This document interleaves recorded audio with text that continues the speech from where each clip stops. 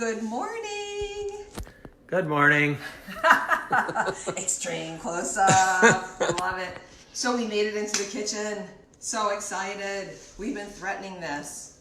And here we are on a beautiful sunny day. And I'm so excited because what we're going to be making today is congee. And that is just a bowl of love in the Chinese kitchen. It's almost like our Chinese chicken soup. And you can see some of the beautiful ingredients laid out here. And we have a display here. However, you could make congee with rice and water. So it is, up to you and what you have on hand. So we're going to show you a bit today, but let's just go through here and identify some of the ingredients first. So you're going to see here this beautiful root, and probably a lot of you recognize it as ginger. And ginger is a very healing herb in Chinese medicine.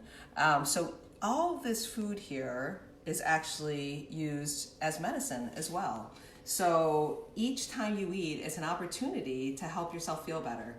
So ginger, for example, is anti-inflammatory. It also is really good for stomach issues, nausea. It also tastes really good, and it's also a little bit spicy. And as we talked about yesterday, the lungs and the sinuses like spicy because it will help open things up. And we love the flavor. Yes, we do. Yay! Here is some green chili, and that is a jalapeno.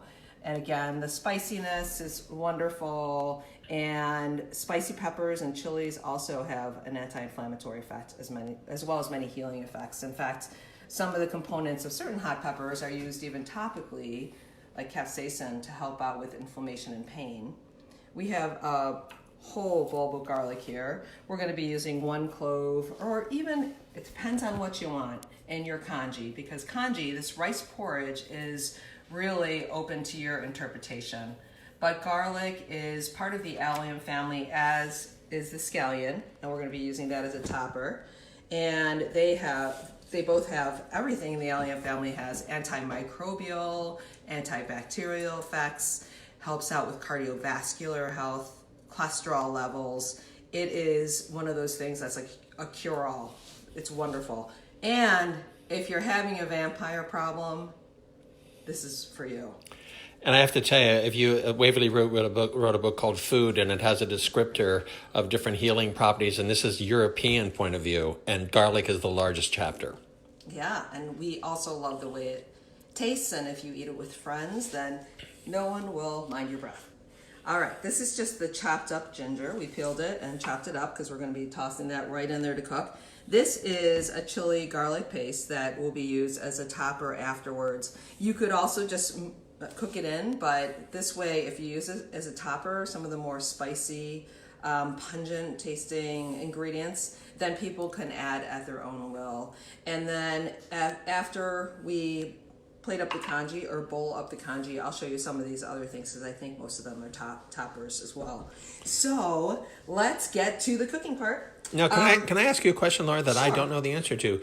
Like, if you go to different Chinatowns and stuff, can you get congee at a restaurant? Yeah. So I never saw that in a restaurant. So. Yeah. So Rick has always had clinic hours on Saturday mornings, and I have really fond memories of congee from my mom. When we were sick, when we were little, she would say right away, "Oh, let's make some soft rice." She used to call it soft rice because maybe we didn't know the word congee, and she just made it simple for us. Right. And it was congee, and it would be this nourishing, beautiful bowl of rice porridge, and she would top it with different healing items as well as whatever might have been left over. It could have been, leftover vegetables from the night before. It could be little bits of meats, that type of thing. But usually it was pretty clean, especially if we were feeling sick. And we're going to use water today, but you could also use something like a chicken broth or bone broth, which is also very nourishing. Getting to my story, my mom and Wyatt and Lily and I, every Saturday would hit the farmer's market when they were kids and they were little, from the time they were babies on up through probably through like 5th grade. And then on Saturday after that, we would go for something called dim sum, which is like a Chinese brunch with all different types of savory and sweet, delicious Chinese pastries. It's the bomb. If you haven't tried it, you gotta try it. It's delicious. But at dim sum, typically they will have congee. Oh, And, cool. Yeah, and if you find congee in I was never there on restaurants- Saturday morning, so. Yeah, because Rick was always working. Yeah. So if you find congee in restaurants, typically it's made with a traditional water and rice, and then they put in ground pork and something called 1,000-year-old egg, which is a preserved egg. Oh, cool, yeah. Yeah, and that's chopped up in there, and it's served with something called youtiao or cruller. It's almost like a Chinese donut, but it's salty and it's a long stick, and you would dip it in and eat it. Wow. It's delicious. There are places in New York City when I did some studying in Chinatown for Chinese herbology with the incredible Jeffrey Yuen. There was a congee place there, and I would A congee restaurant. Yeah, I would get off the train, head over to the congee restaurant. You pick out your grain, your congee, and then you pick out your toppings. Very cool. Delicious. So they would have seafood congee, vegetarian congee, beef congee. Duck, name right? it. Yeah, Duck all to- different things. yeah. And it was just a wonderful way to start the day. Speaking of which, in Asia, congee is oftentimes eaten for breakfast. Like a breakfast porridge type thing? Yes, exactly. So a lot of people think of it, soup. They don't think of that as breakfast, but this is actually a very popular breakfast meal. So let's get started. Yes. I could talk about congee forever. Yes. The medicinal properties. There's actually a whole book written called the Book of Juk. And what you do, congee can also be called juk.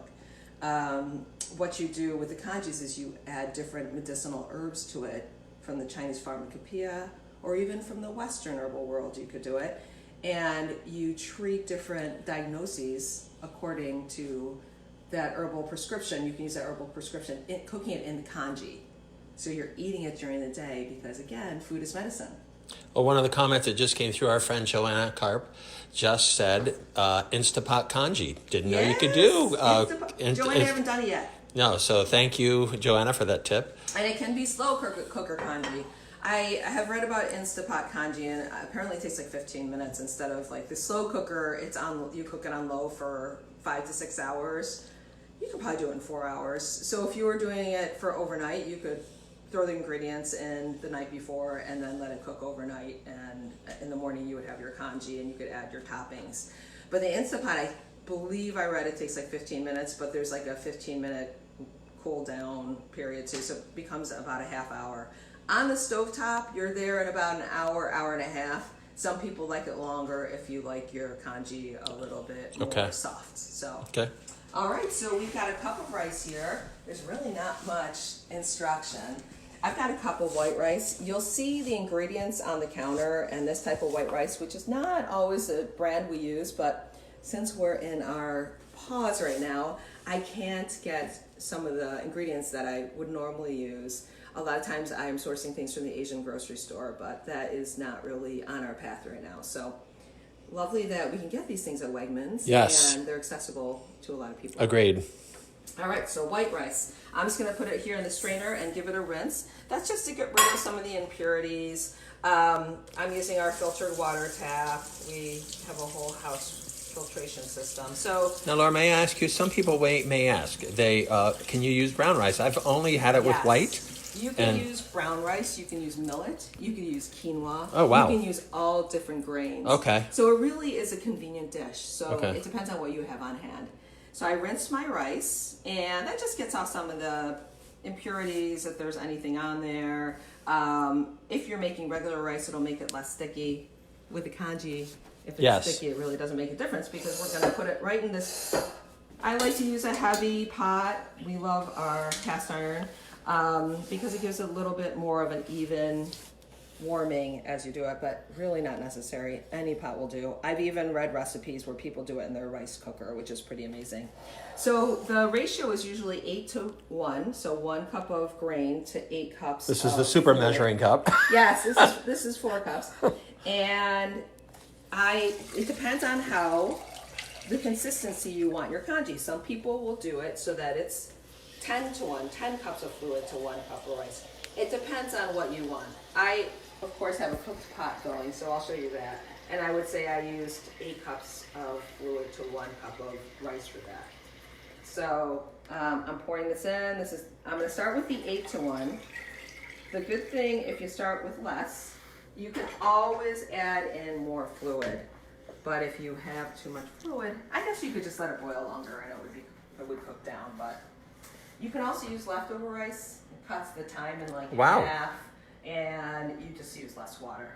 All right, so I'm just gonna put this over here on the stove. Actually, I have this one here. It's my favorite burner. Do you guys have a favorite burner?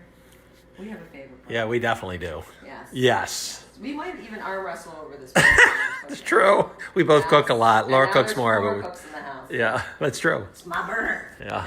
Okay, so I've got the rice going on here. I'm gonna turn up the fire, and we're gonna get that to a boil.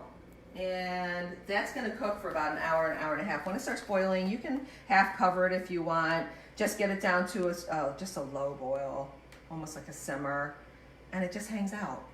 But what you want to do in the meantime is we're gonna add some things in.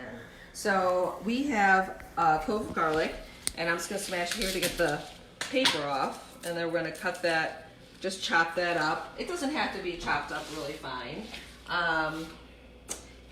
Because it's gonna cook for a while. It's up to you. If you like it minced, mince away. Or if you have a crusher, crush away. If you're in a rush, throw the whole garlic clove in. Go for it.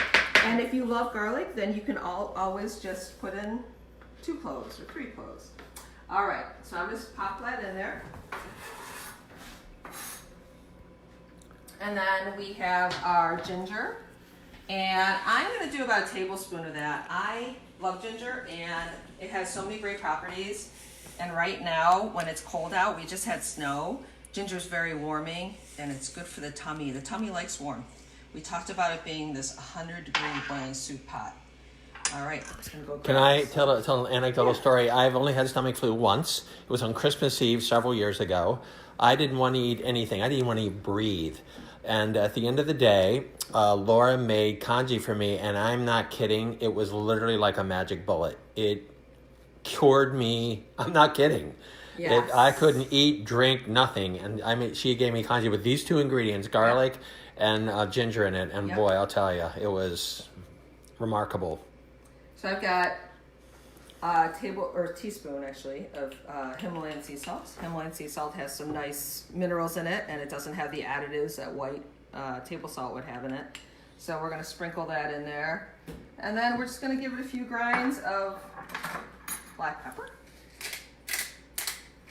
And you can do this according to how you like it. Now, in the beginning, you want to give it a little stir so the rice doesn't just get stuck to the bottom of the pot. And we're just going to let that cook for a little bit. And we're going to move back over here to the toppings. And I'm just going to show you a little trick from my Korean Auntie Nam. Yes, we love our Auntie Nam. She's so lovely. She's a fantastic boy, is she ever. Artist, mom, grandma now. And what she showed me is you take the bottom, about 1.5 inches, 2 inches of the scallion, and you get a little cup of water, and you put these in, and you let them hang out, and they will grow into scallion. And we actually have them growing in our little garden box outside already. So Laura, how long would you leave them before you would put them in dirt? I would say give them a good, when you'll see the green starts to pop up after a couple days. Okay. And give them maybe when it's 2 inches out. Okay. It would be good. Okay. And honestly, we do that with a few bunches of our organic scallion that I just get at Wegmans, and then I have scallion for the whole summer. Literally, guys, So, we yeah, buy so them we don't once. buy it, That's which is like, nice. yeah. Which is kind of cool. Yeah. All right, so we're just gonna take this. This is a lovely topper. One of the trilogy for Chinese cooking is scallion. We love our scallion, we love our ginger, we love our garlic. Again, the allium family, so healing. And that's probably plenty for our topping. So garlic, onion, scallions are all same family, correct? All the allium family. All okay. the allium family. So those are our toppers. All right, so I am going to now we're gonna watch this pot boil for 90 minutes. So put your timer on. No, I'm just kidding. We're not. We already cooked something. All right. So, cooked congee. Woohoo! Look at that. It's got the steam coming off of it. What's the steam for rice also called? Chi. Chi. Yes. Chi can translate The ancient to, sign for chi is a pot of boiling rice. yes. So you can see in here, the rice is broken down. It's been cooking for about an hour and a half. This is about 8 to 9 cups of fluid to the 1 cup of rice. Again, you could use broth in this. And you can see sometimes you can see a little bits of ginger and garlic still in there. I got to tell you though, personally, and I can't speak for everybody, I like the simplicity of the rice, the water, the salt, the pepper, garlic, Yes. and scallion. Not stock. That's me though, because Yeah. you've made it for me many times for healing purposes, and it's worked every time, Right. 100% of the time. So Okay. Yeah, that's good. That's good. I'm just saying. We're fortunate to be in good health, and we will eat it more at those times. Although, whatever I make it, I'm like, why don't we make this regularly? Like cold winter mornings Yeah, and stuff, yeah. you've made it, yeah. But there's some nice times to have variation. For example, I do put people on a GI rest diet. So Yes. if you're having a lot of digestive issues, I'll have you rest your digestion by going on a Congee diet. Because rice is also a healing food, and it's in our Chinese pharmacopoeia. Right. Very good for digestion, very good for building spleen qi, or the digestive qi. That we've talked about and many building times. blood and Yes. fluids. So it is something that if people are healing, it's a must-have. So sometimes when people are having really bad flare-ups of their GI symptoms, I'll have them do a Congee diet, and you can make a sweeter Congee for breakfast that might have cinnamon Oh, in yeah. it and some fruit in it, almost like an oatmeal. You could do something later on with a chicken broth and some chunks of chicken in it. You could even throw bones in there to get the nice minerals from bones out of there. So, Laura, can I ask you something? For Yeah. the non-Asian parents of children, Yeah. Our kids grew up doing it. Is it a hard sell to kids to really eat isn't. this? It really isn't. Like, if you think about, what do kids break off of breast milk with? Oh yeah, Rice cereal. yeah. I So never for thought about them, it's like coming Right, home. coming home, right, yeah. It really is like chicken soup, the Chinese chicken soup. Okay. So the kids love it. You can start them at a young age. Rice is one of the most non-allergic foods, so you can start them True. at a young age. You can start them when you start them on rice cereal. Right. And then the consistency, you can actually boil that down till it's like, just a thick like broth. Yes. But sometimes I like a little bit of consistency. Yes. Agreed.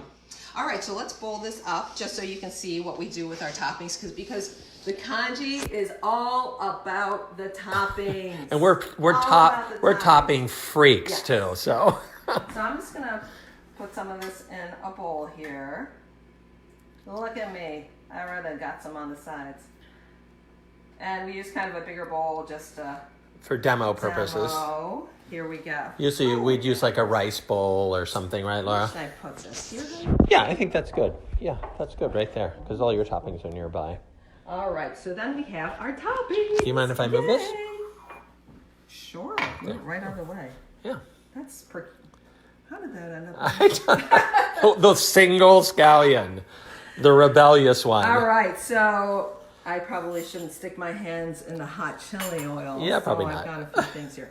So I've got some kimchi here. We talked about this the other day. It's a fermented food, excellent for your digestion. Also really nice, flavorful topping. Can I comment on it too? That Sure. Wegmans just started making their own, and it's Yeah. actually really good, It is right? good, and that's what this is. You can get a vegan one. I mean, Yes. usually it's made with fish sauce, Yes, right? yes. So Laura's dad's Korean. He told me some amazing stories about like before the Korean War, how they would bury the kimchi and then 6 months later go dig it out of the ground and what it tasted Yeah, like. It was delicious. phenomenal stories.